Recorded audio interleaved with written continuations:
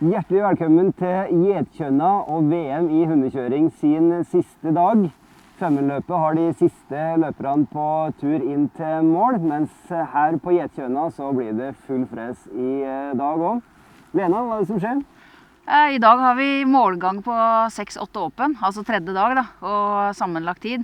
Og der er det spennende. I åpen klasse skiller det 9 sekunder mellom Egil Ellis, som representerer USA, og norsk kjører i Silje. Så det gleder vi oss veldig til. Og det er tett overalt, så det vittner om gode kjørere når det blir så tett. Og så har vi stafetten til slutt da. Det blir også veldig moro. Det blir en dag med mye action på Getkjønna altså. Vi begynner med 6-spann, 8-spann og åpen klasse.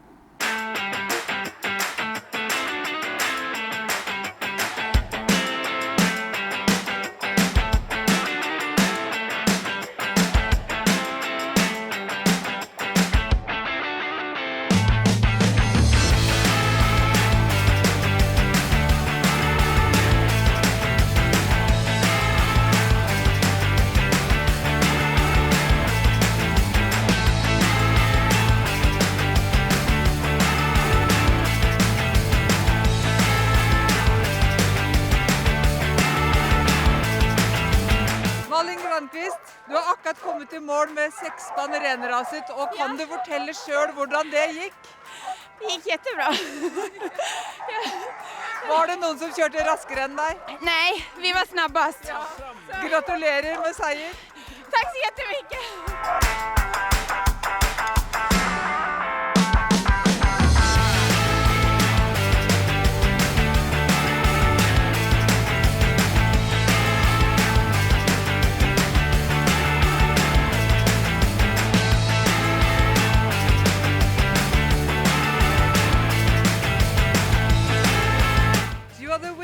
Okay, thank you. Nice to know. Yeah.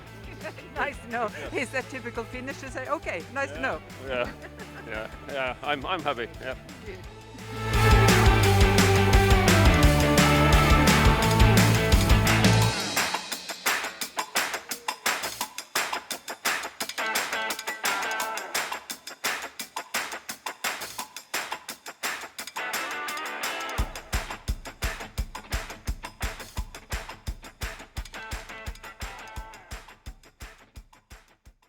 Seksspann, 8-spann og åpen klasse har altså fått kåret sine verdensmestere.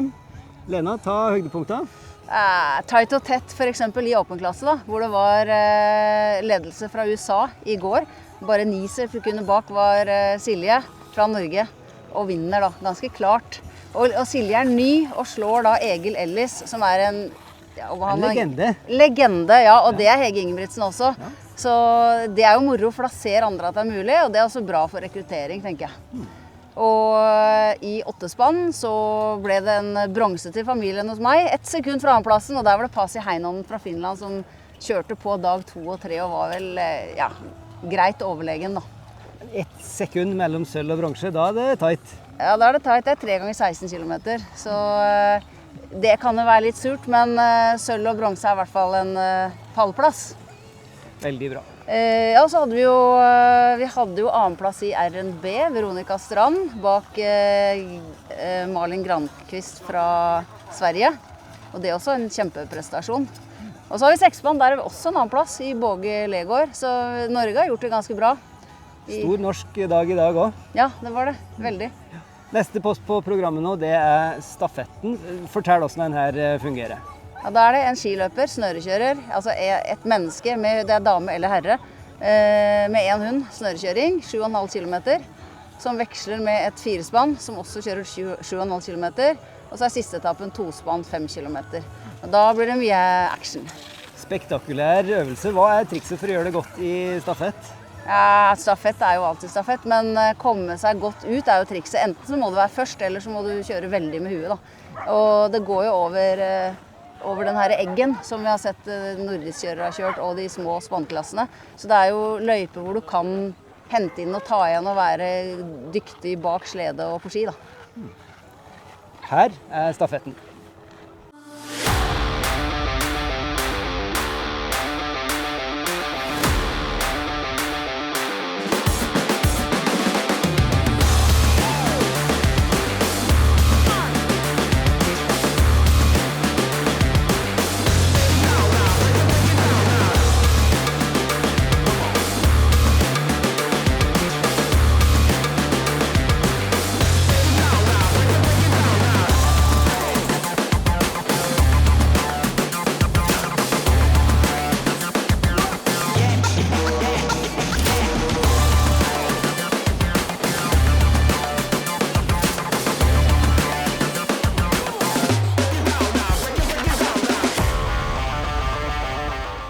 Gratulerer!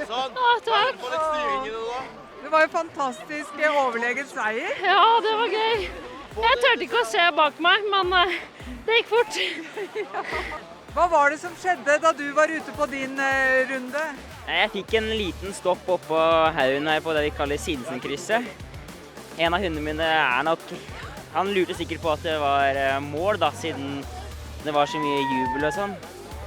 Så da må vi trene litt mer på det, men da måtte jeg fikse lineklusset. Og så kjøre videre igjen, og da nådde jeg akkurat rett foran før resten kom.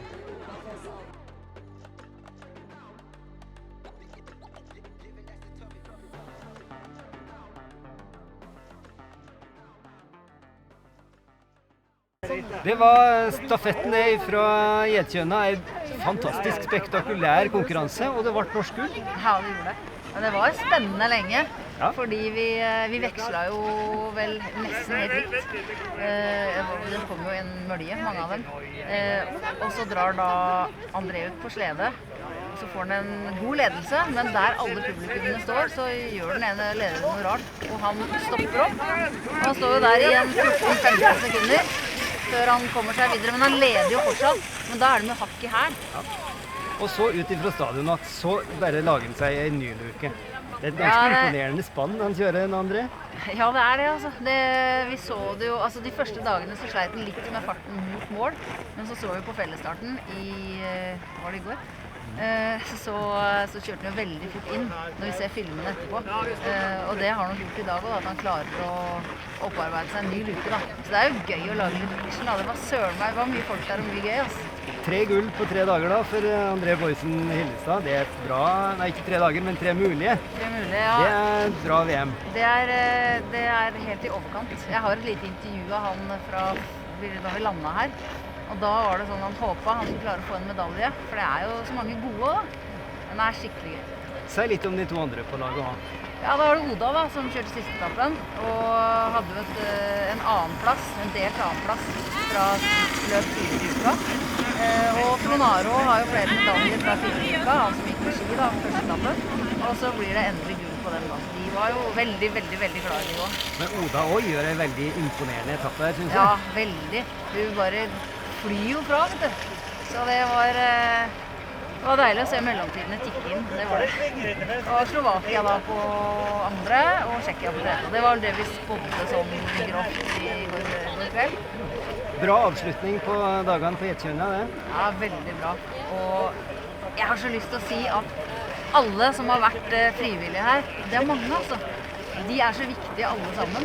Om du står og passer på en undergang hvor man skal passere hverandre, uansett hva du gjør, så er alle superviktige. Jeg skulle ønske jeg kunne si alle navnene til alle, for det må de bare ta med seg at vi setter utrolig pris på det. Og nå har jeg sett og hørt at utøverne gjør det også. Det er ingen klager, det er bare gode og ros hele veien. Så tusen takk til hele folket, altså. Det håper vi alle som har bidratt til VM i hundekjøring og femmeløpet får med seg, at det er en stor takk til alle frivillige.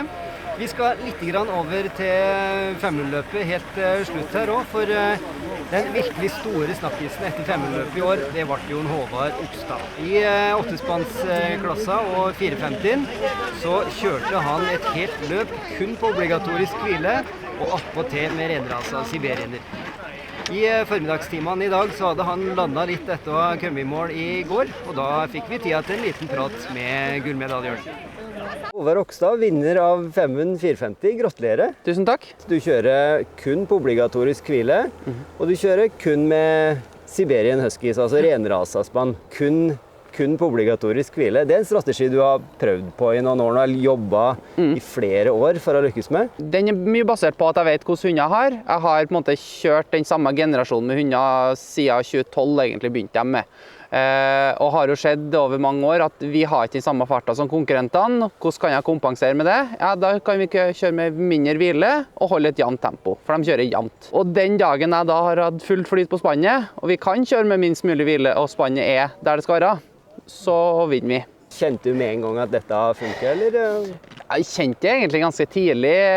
Jeg har aldri kunnet kjørt over Istersjøen utenom å hjelpe hundene en eneste gang. Jeg tok 3 stavtak, tror jeg, og så innså at nei, jeg vil ikke kjøre noe fortere. Vi har det tempoet vi skal ha. Og aldri kjørt så fort opp til Søvollen, og der må nesten stå og bremse til tider. Så det om å stå og bremse ned spannet for at vi ikke skal gå for fort når vi har kjørt 18 mil i strekk 2 ganger, da kjente jeg at det her er riktig i år. Hva som gjør at i år blir året for deg, ja? Jeg tror det mye handler om at vi flyttet i fjor sommer, så at vi fikk et bedre treningsområde, spesielt for vinterhalvåret. For jeg har hatt et kjempegodt spann i mange år frem til vinteren, og så har vinteren ødelagt mye fordi vi har fått en ustabilitet i trening og føre. I år så er det så lett føre at det blir for raskt for en del av blandingshundene, mens de renrasene har det litt mer i seg å ta det litt roligere, og kanskje da klare å disponere løpet litt mer naturlig. Hva tenker du om det?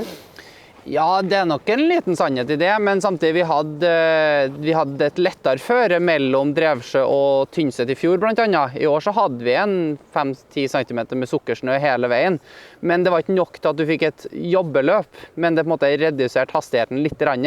Men det jeg tror mye handler om er at Sibirien er jo ekstremt seig, og klart når jeg kunne ligge foran og pushe andre i spann til å ta enten at de må hvile for å henge med eller ikke hvile, så du jo plutselig at Sibirienspannene begynte å klatre oppover på listene fordi de må kjørt med lite hvile.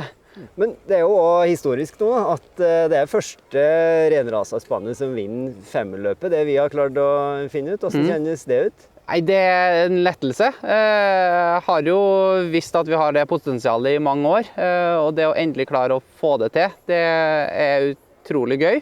Jeg har jo hatt det perfekte løpet egentlig. Jeg har jo egentlig visst over flere år hva på en måte jeg må forbedre på spannet for at vi skal klare det. Og i år så satt akkurat det vi har trent på i flere år, og prøve å få justert de småtingene.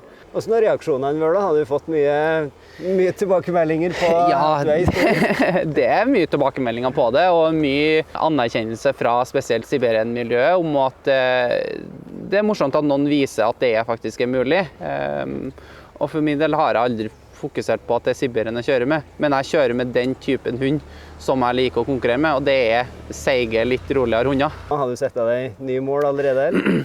Jeg har alltid hatt lyst til å kjøre 650. Jeg skal ikke gå opp i 650, jeg skal gå over i 650. Det liker jeg å ha klart, fordi at det er like tungt begge deler. Skulle jeg prøve å få ut maksen i 450 før jeg kjørte 650, så må vi prøve å pirke 650-spannene litt i siden av dem også, for han vant litt komfortabelt i år, Karlsson. Håvard Rokstad der altså, gullmedaljør på Femund 450. Og så er det jo helt vanlig da, etter et Femundløp, at en begynner å tenke litt og evaluere litt, og tenker hvordan kan det her bli enda bedre. Thomas Werner, han tenker nok litt på eget løp også. Han satset hardt og endte til slutt med å bryte, men han har også ideer for hvordan Femundløpet kan utvikle seg videre i årene som kommer. Femundløpet er så godt som over, og da er det tida for å begynne å rette blikket fremover. Thomas, du har litt tanker om hvordan Femundløpet kan løfte seg opp på neste nivå nå? Ja, jeg mener sånn som Femundløpet er nå, med så perfekt med organisering, sjekkpunkt, alt er strømlinjeformet, så kan de løfte løpet opp på neste nivå, og det er å forlenge det med litt mer rundsløyfer, og gjerne opp i Eiendomsdalen og Folldal og sånne ting. Det er jo det gamle, gode løpet. Forlenge det, sier du. Hvor mye lenger tenker du at Femundløpet bør være? Nei, jeg mener et godt langdistanseløp bør være sånn ca. 80 mil. Så 15 mil til hadde vært helt perfekt. Men vil ikke det gjøre at terskelen for mange blir mye høyere for å delta? Nei, jeg tror egentlig ikke det, for det blir også måten å kjøre hund på. Sant? Men når du skal litt lenger enn de 60-65 milene, så vil du kjøre litt roligere, og du må disponere litt bedre, så det er litt mer langdistansepreg over det. I tillegg til endring av lengde, da, så tenker jeg at vi også bør flytte litt på når Femundløpet går. Ja, det vi ser er jo at været har jo vært litt sånn ymse i november og sånne ting, som gjør at folk får litt dårlig tid til å forberede seg. Og i tillegg så tenker jeg rekrutteringsmessig så hadde det vært veldig bra for å fått flere løp nå, før Femundløpet, sånn at folk kan velge å kjøre og få forberede seg enda bedre. Så da får du muligheten til å legge inn mer trening i forkant, men samtidig vil ikke det bli en krasj med en andre store langdistansearrangementet, nemlig Finnmarksløpet? Jo, det vil det, men da må du velge. Da kjører du Finnmark, og jeg kommer til å kjøre Finnmark og sånne ting, så da må jeg velge. Men jeg tenker for løpet Femundsløpet nå, så er det faktisk viktig å gjøre dette her, og vi må tenke på hva som er best for Femund, og hva som er best for oss kjøre egentlig på Østlandet. Og det er jo blitt veldig dyrt for de i Finnmark å reise ned til Femund, og det er blitt veldig dyrt for oss å reise opp, så sånn som det er nå, så er det jo få som prioriterer det. Hvis vi da legger til 150 kilometer da på Femundløpet, vil da også forskjellen mellom Femundløpet og Finnmarksløpet bli mindre, sånn at det blir et mer naturlig steg å kjøre 1200 for eksempel i Finnmark? Ja, jeg tenker at når du fullfører Femund 800, da, så er det jo mer forberedt for å kjøre Finnmark 1200. Så det er egentlig mye mer, og det er det mer komplett langdistanseløp. For det er noe som skjer egentlig rundt sånn 50-60 mil.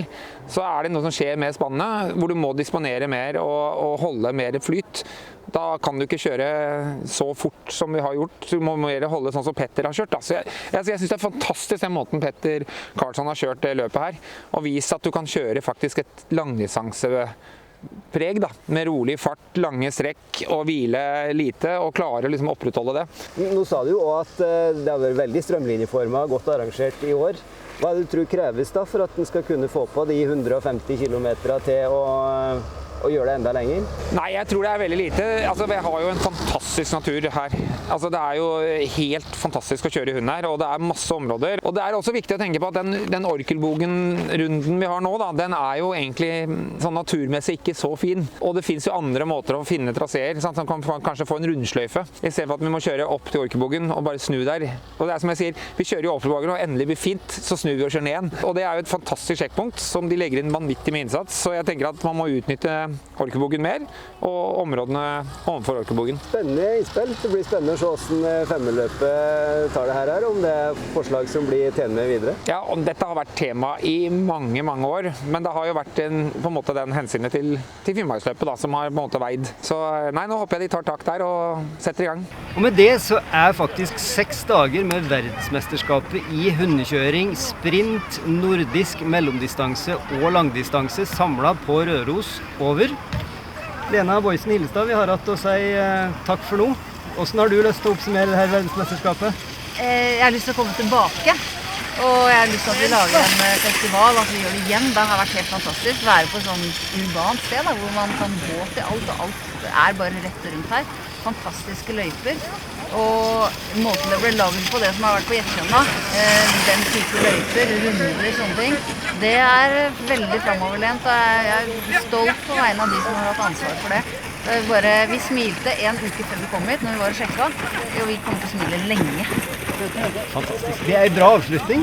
Ja. Takk for at du har vært med og bidratt med all innsikten du har fra de her greiene. Ja, hyggelig. Det har vært en ære å ha dere med på laget også. Nå avslutter vi. Takk for i år, og på gjensyn.